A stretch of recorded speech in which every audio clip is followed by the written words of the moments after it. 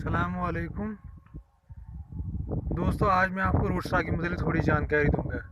अमूमी तौर पर जो कश्मीर रूट स्टॉक इस्तेमाल होते हैं वो तीन सीरीज़ के होते हैं। एक होता है एम सीरीज़, इसको हम मलिंग सीरीज़ भी बोलते हैं। दूसरा होता है एम एम सीरीज़, इसको हम मलिंग मटन सीरीज़ भी बोलते हैं। और तीसरा होता है एमला सीरीज़, जिसको दूसरा नाम है ईस्ट मालिंग लॉन्ग एस्टन सीरीज़। इन तीनों का नाम रखा है इनके रिस्टोर स्टेशन के नाम पे। तो पहले मैं आपको यहाँ पर क्लियर कर दूँ, जो एमला सीरीज़ है वो सिंपली जो है वायरस सर्टिफाइड वर्जन है एम सीरीज़ और एम एम सीरीज़ का। 1960 में एक ब्रीडिंग प्रोग्राम चलाया गया इन दो रिसर्च स्टेशंस के दौरान। एक है ईस्ट माल, दूसरा लॉन्ग एस्टन। तो इनने इनको वायरस फ्री किया। पहले उन्हें M7 को वायरस फ्री किया गया और उसका नाम रखा M7A। बाद में उन्हें दूसरे रूट स्टॉक्स को भी वायरस फ्री कर दिया, तो फिर उनका कंबाइंड नाम रख दिया एमला।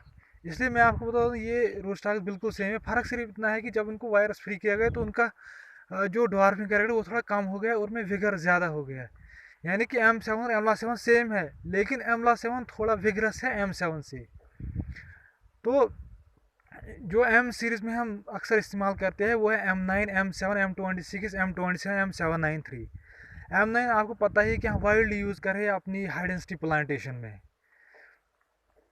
M9 एक डॉर्फिंग रूट स्टॉक है। ये बहुत ज़्यादा प्रोकोशियस है, यानी कि जल्दी बियरिंग पे आ जाता है, लेकिन इसकी हमें ट्रेलिस और ड्रिप वगैरह की ज़रूरत पड़ती है। और ये बुरनाटस भी छोड़ता है और रिप्लांटेशन डिजीज़ के खिलाफ उतना रेजिस्टेंट नहीं, ना कि फायर ब्लड के खिलाफ इतना रेजिस्टेंट है। तो इसको हमें वेल ड्रेन्ड सॉइल्स पे ही लगाना पड़ता है। इसके और ज़्यादा वर्जन, लेटेस्ट वर्जन आ गए हैं, जैसे M93C7 जो कि नीदरलैंड्स का एक नया वर्जन है। ये भी वायरस फ्री है, सर्टिफाइड। इसके अलावा है पाजाम 1, पाजाम 2 जो कि फ्रांस के वर्जन है। इसके अलावा है निक 29 RN29CV जो कि बेल्जियम का वर्जन है इस M9 का। तो इसके बाद हम M7 की बात करते हैं। M7 एक बहुत ही अच्छा रूसा जो कि हम रिप्लांटेशन साइड पे लगा सकते हैं, क्योंकि रिप्लांटेशन डिजीज जो कि फाइटोफथोरा डिमेड यानी कि root rot, collar rot, crown rot वगैरह के खिलाफ अच्छी रेजिस्टेंस दिखाता है। इसको हम मॉइस्ट सॉइल्स में भी लगा सकते हैं, जैसे यहाँ पे धान की खेती करते हैं, जहाँ पे मॉइस्चर लेवल हाई है वहाँ पे भी इसको लगा सकते हैं। ये बहुत अच्छा परफॉर्म करता है। इसके अलावा चूँकि अगर हम हाई डेंसिटी पे नहीं जा सकते हैं, क्योंकि इनिशियल कास्ट का ज़्यादा होता है, तो हम मीडियम डेंसिटी पे M7 को लगाकर गाला पे जा सकते हैं, क्योंकि ये सेमी डवार्फिंग रूट स्टॉक है। तो ये इस पे साइज बनने की चांसेस ठीक ठाक है। लेकिन इसकी एक डिमेरिट जो है वो है ज़्यादा शक्कर छोड़ता है। तो अब हम बात करते हैं M26 भी लगभग M7 की विगर के बराबर होता है। लेकिन अगर हम M7 को 40 to 45% विगरस मानते हैं सीडलिंग के या स्टैंडर्ड ट्री के, तो M26 35 to 40 यानी कि थोड़ा सा इससे कम विगरस है। लेकिन ये हमें वेल ड्रेन्ड सॉइल, यानी कि जहाँ पे मॉइस्चर लेवल उसमें, क्योंकि ये क्राउन रॉट पर ससेप्टेबल है। ये क्राउन रॉट जल्दी पकड़ लेता है अगर इसको हम मॉइस्ट सॉइल्स में लगाए। इसके बाद हम M27 की बात करें। M27 एक बहुत ज़्यादा डवार्फिंग रूट स्टॉक है, जो हम गमलों में इस्तेमाल करते हैं फॉर रिक्रेशन पर्पज़। इस पे हम ऑर्चार्ड एस्टेब्लिश नहीं कर सकते हैं, क्योंकि ये बहुत ज़्यादा डवार्फिंग है। और इसके अलावा इसका हम इस्तेमाल कर सकते हैं इंटरस्टॉक में। हम MM111 या MM106 पे इसका इंटरस्टॉक लगा सकते हैं, इंटरस्टम लगा सकते हैं। तो इसके अलावा M793 जिसको भी हम रिप्लांटेशन साइड पे लगा सकते हैं, क्योंकि ये इस भी रेजिस्टेंस रखता है इनके खिलाफ। इसका विगर भी इक्वल टू M7 ही है। तो इसके बाद हम बात करेंगे MM सीरीज़ की। MM सीरीज़ में खासकर हम दो रोड स्टॉक्स को इस्तेमाल करते हैं। एक है MM106, एक है MM111। MM106 बहुत अच्छा रूट स्टॉक है। इसकी प्रोडक्शन भी बढ़िया है। ये तकरीबन 75% ऑफ सीडलिंग या स्टैंडर्ड ट्री के जाता है। इसका विगर है, इसकी प्रोडक्शन भी अच्छी, क्वालिटी भी ठीक ठाक है। लेकिन इसका जो डिमेरिट है वो है कि ये कॉलर हार्ट जल्दी पकड़ लेता है, यानी कि इस पर कॉलर हार्ट का अटैक बहुत ज़्यादा होता है। इसलिए हम इसको नई साइड पे लगा सकते हैं। हम इस पर रिप्लांटेशन साइड पे भी नहीं लगा, ना इस पर वहाँ पे जहाँ पे मॉइस्चर की लेवल ज़्यादा है। इसके अलावा MM111 रूट स्टॉक बहुत ज़्यादा वर्सटाइल रूट स्टॉक है। इसको हम कहीं भी लगा सकते हैं, चाहे मॉइस्ट हो सॉइल, चाहे ड्राफ्ट प्रोन हो सॉइल, जहाँ पे पानी की कमी हो जाती है वहाँ पे लगे। लेकिन ये बहुत ज़्यादा विगरस है, तकरीबन 85% ऑफ सीडलिंग के इसका विगर जाता है। तो ये जल्दी बियरिंग पे नहीं आता है। तो इसके अलावा और सीरीज़ अब आ रही है मार्केट में, जैसे बर्ड सीरीज़ है, जिनेवा सीरीज़ है। पहले मैं आपको बर्ड सीरीज़ की बात, ये रशिया से आई है।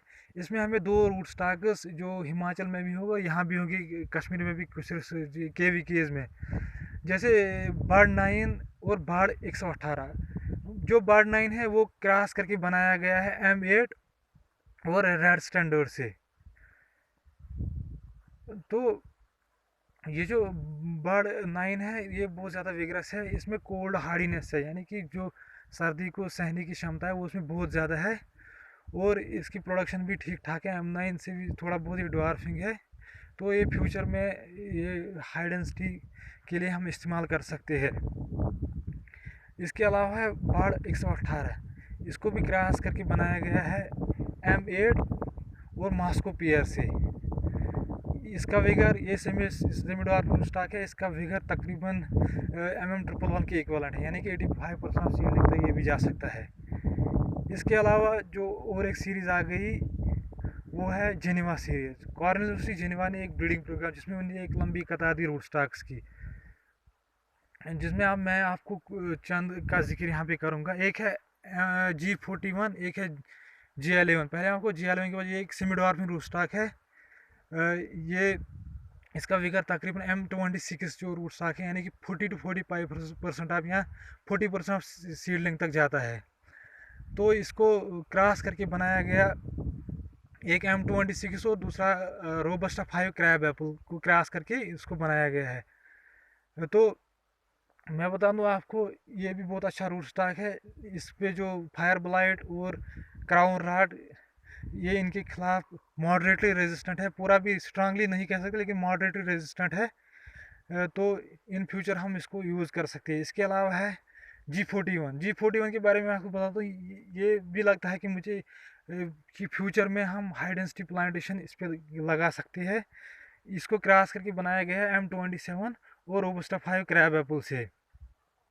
ये M9 से ज़्यादा अच्छा मतलब रूट स्टॉक है, बहुत ज़्यादा प्रिकॉशस है, जल्दी बियरिंग में आ जाता है, और ये स्ट्रांगली रेजिस्टेंट है रिप्लांटेशन डिजीज़, फायर ब्लाइट वगैरह से।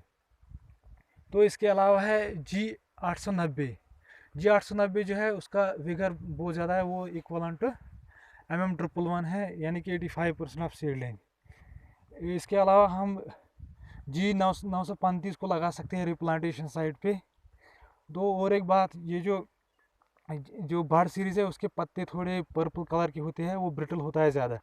और जो G सीरीज़ है उसमें एक डिमेरिट है, एक तो वो जो ग्राफ्ट यूनियन से टूट जाता है, इसलिए उसको अर्ली स्टेजेस पे उसको सबको लगाना पड़ता है, मतलब सहारा देना पड़ता है। और बाकी मिलती है नई वीडियो में, तब तक के लिए खुदा हाफिज़।